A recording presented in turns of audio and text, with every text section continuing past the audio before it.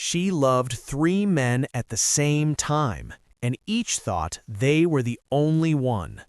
Lies, secrets, and betrayal finally collide in a shocking confrontation.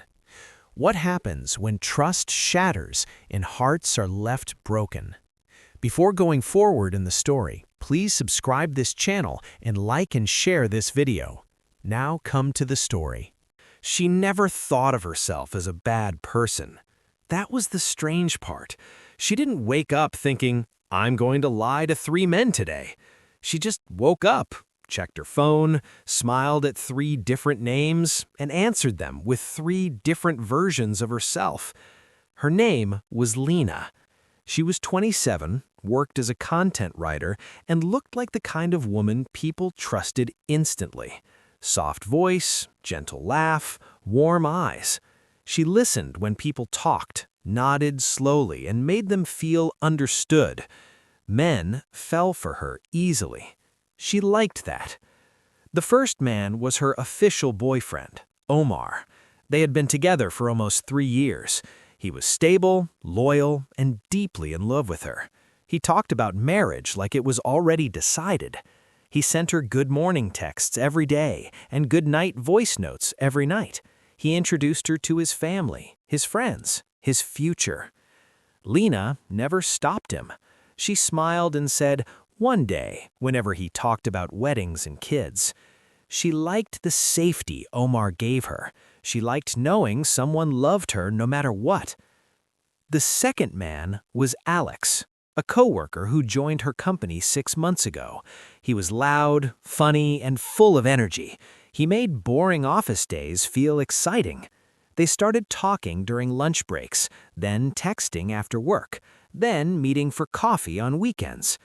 Lena told Alex she was single. She said she had just gotten out of a serious relationship and didn't want anything heavy. Alex said he felt the same. They flirted, laughed, shared secrets. He started to like her more than he planned. With Alex, Lena felt wild and free. No expectations, no future plans, just fun. The third man was Yasin, someone she met online through a writing forum. He lived in another city. He was emotional, deep, and always awake late at night. They started chatting about books, then about life, then about feelings. Lena told Yasin she felt lonely in her relationship. She said her boyfriend didn't understand her. She said she felt invisible. Yasin listened for hours. He sent long messages, poems, voice notes. He thought he was helping her through a hard time. He didn't know she was lying. With Yasin, Lena felt emotionally connected. He understood her thoughts. He listened when she complained. He made her feel seen. 3 men, 3 roles, 3 different lies.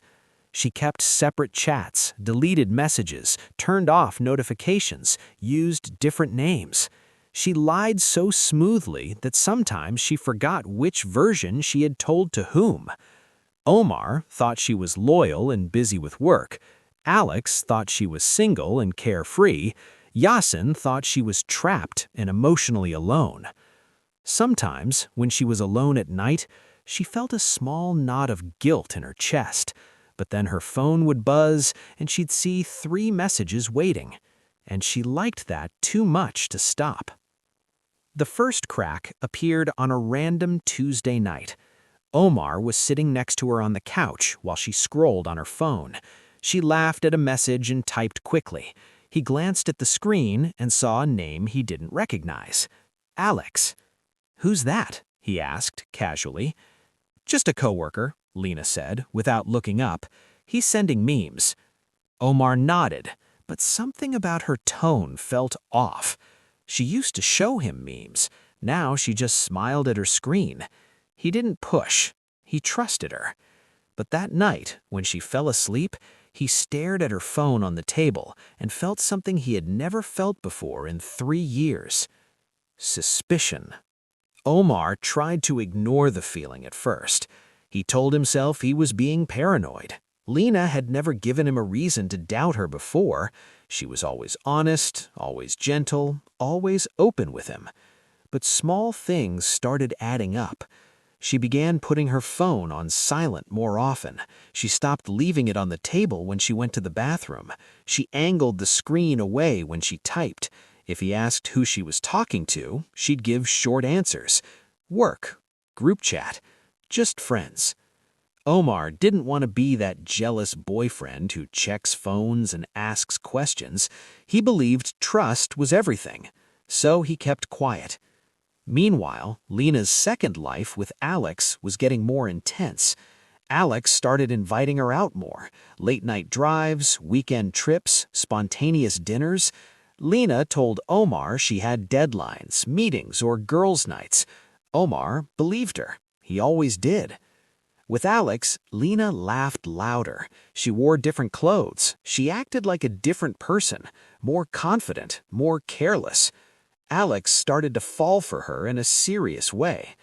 One night, while they were sitting in his car outside her apartment, he looked at her and said, "You know, I'm starting to really like you." Lena smiled, but didn't answer directly. She liked that he liked her. She liked being wanted, but she didn't want to give him the truth. She just said, "Let's not think too much." Alex took that as a maybe.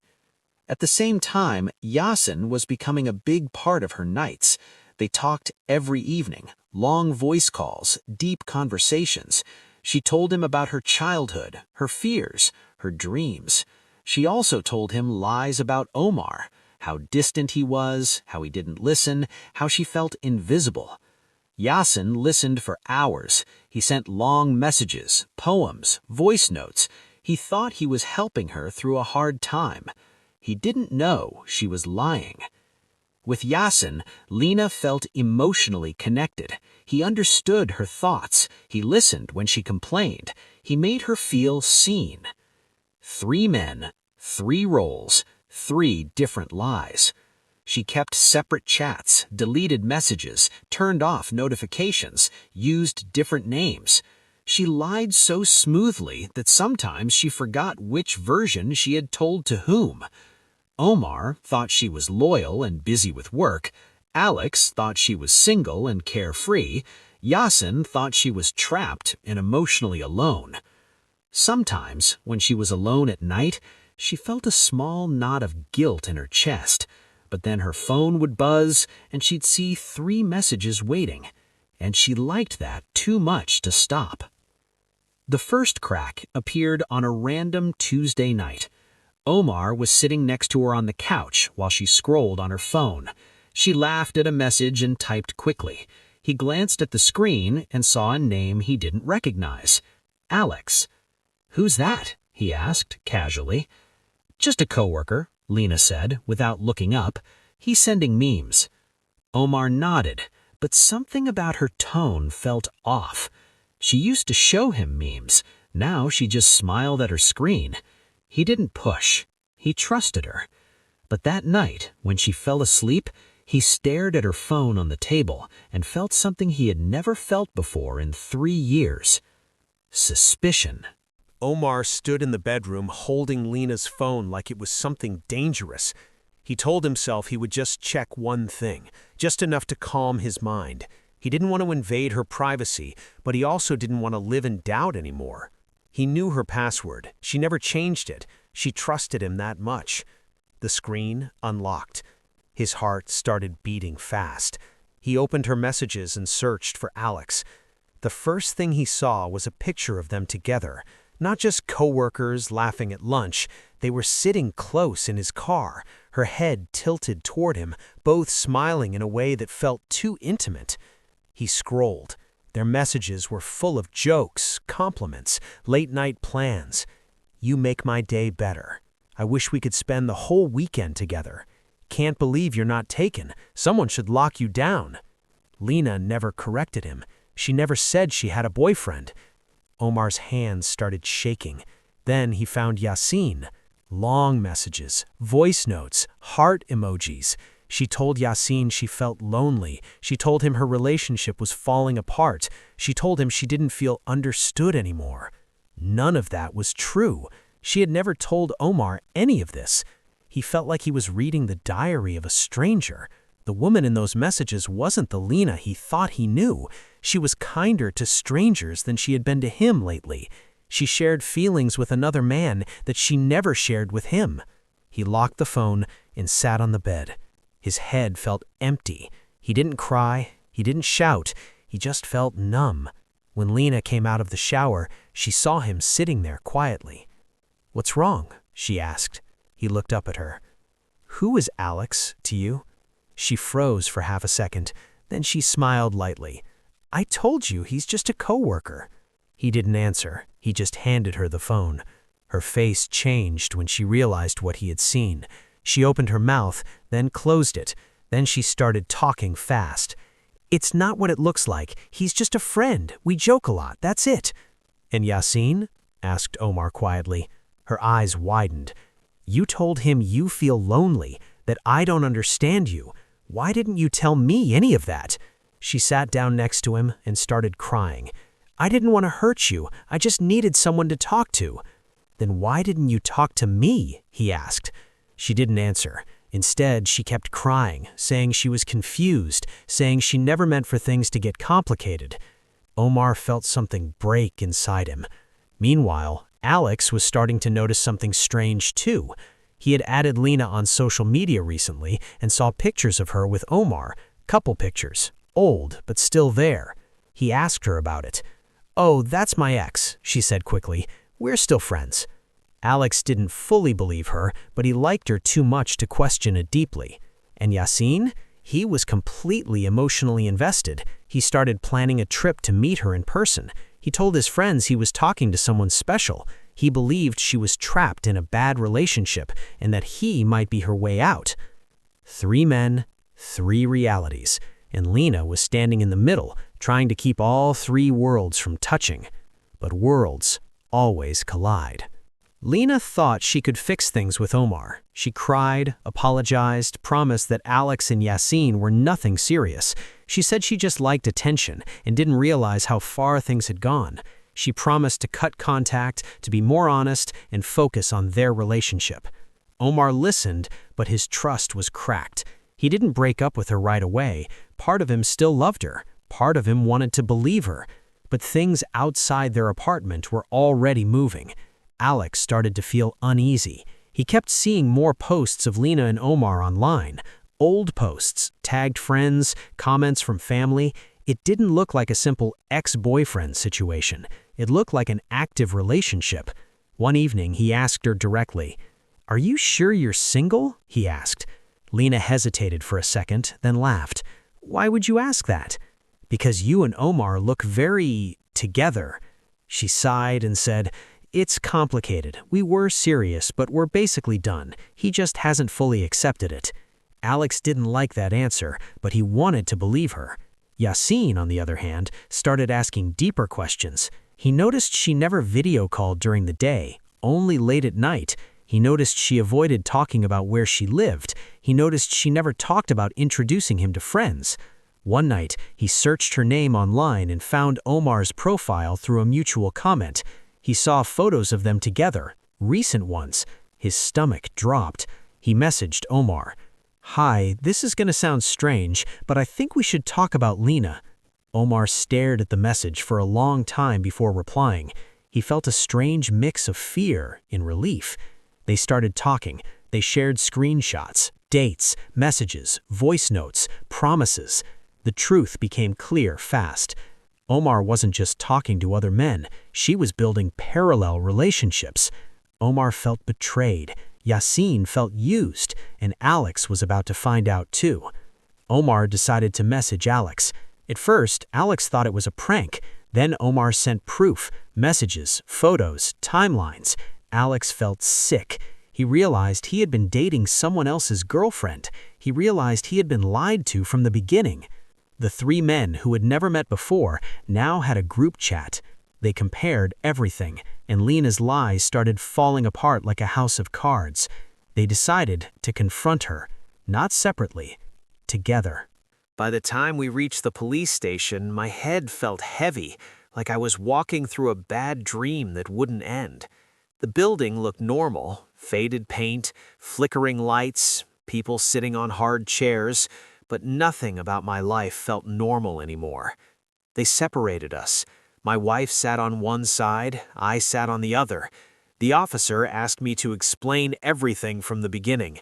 I told him about the birthday party, about her confession, about how I tried to walk away, about the messages, the calls, the pressure.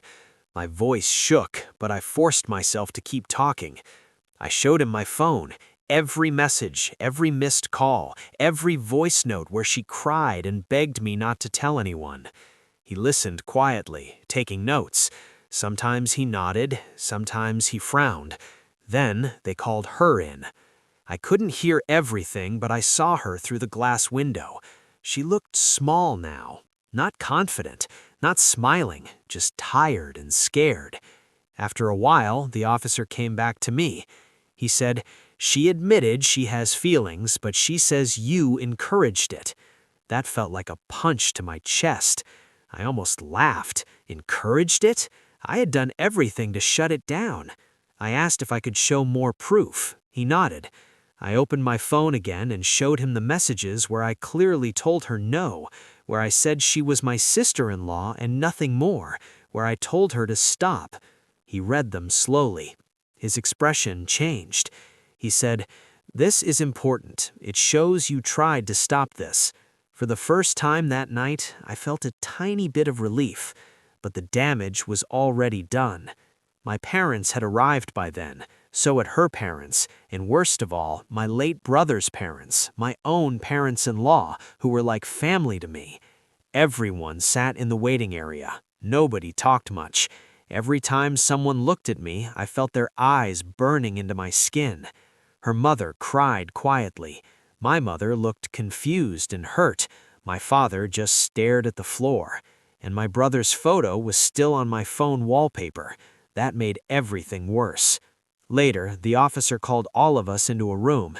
He explained that no crime had been committed. Feelings are not illegal. Confession is not illegal. But family drama, that was something they couldn't fix. He suggested counseling. He suggested distance. He suggested we talk like adults. Easy for him to say. When we walked out of the station, nobody knew what to say. She came near me and whispered, "I didn't mean to cause this." I looked at her and said, "But you did." That was the first time I spoke to her honestly, without trying to be kind. She started crying again. I felt bad, but I also felt angry. She had crossed a line that could never be uncrossed. The next few days were hell. My family avoided me. Her family avoided me. Some people whispered behind our backs. Word spreads fast, especially in families. Some relatives thought I was the villain. Some thought she was crazy. Some thought we both were. I stopped going to family gatherings. I stopped answering calls. I felt like I was walking around with a big, dirty secret stamped on my forehead. One night, she messaged me again. She said, "Can we talk just one last time?" I stared at the screen for a long time. Part of me wanted to block her forever. Part of me felt guilty because she was alone and broken. I replied, "Fine, but only to clear things up." We met at a quiet cafe, public place, safe distance. She looked different. Tired eyes, no makeup, hair tied back, no confident smile. She said, "I know I messed up. I never meant to trap you or ruin your life." I asked, "Then why did you tell everyone?" She said, "I thought if I said it out loud, you'd have to face it. I was selfish." That honesty hurt more than her lies. She told me she had felt lonely since my brother died. She said everyone treated her like a widow who should just survive, not live. She said when I was kind to her, her brain twisted it into something more. I listened quietly. Then I said, "I understand loneliness, but you used me to fill a hole in your heart. That's not love. That's unfair." She nodded. I told her we needed distance, real distance. No messages, no private talks, only family gatherings and only polite conversation. She agreed, but I knew something was already broken forever. When I got home, I looked at my brother's photo again. I whispered, I tried, man. I really tried. And for the first time, I cried not just for him, but for the family we used to have. Okay, here's batch 6, the final part, finishing the story in a strong, emotional way. The days after that were quiet, almost painfully so. No more long messages from her, no more awkward smiles in family gatherings, just silence. I focused on my own life. Work, friends, small hobbies I had ignored. I even started running again, like I did before my brother died. Every step felt heavy at first, but eventually it was just me, the pavement, and my breath. Some nights I still thought about her, not with longing, not with hope, just with the memory of what happened. Her smile, her words, the way she had whispered things that weren't true but felt real in the moment. And I realized that sometimes love is messy, unfair, and impossible to untangle. Months passed. She moved to another city. I stopped checking her social media. I stopped imagining scenarios. I even stopped replaying the birthday party in my mind. Life didn't feel perfect, but it felt mine again. Every now and then, someone would ask me about what happened. I didn't lie, but I didn't go into details either. We had issues, I would say. It's complicated. And people nodded, not knowing the chaos beneath those two simple words. I learned a lot from her betrayal. I learned that kindness can be twisted, that trust can be broken in a single moment, and that grief can make people do things they don't even understand themselves. Most importantly, I learned that no one else can give you peace. You have to find it yourself. One evening, I visited my brother's favorite park. I sat on a bench and watched the sunset, feeling his presence in the warm light, in the wind, in the quiet moments. I whispered a simple promise. I'll live, I'll move on, and I'll keep the best of him alive in me. And for the first time in months, I felt it, real peace. Not because the past was fixed, not because everything turned out right, but because I was still here, still breathing, still choosing myself.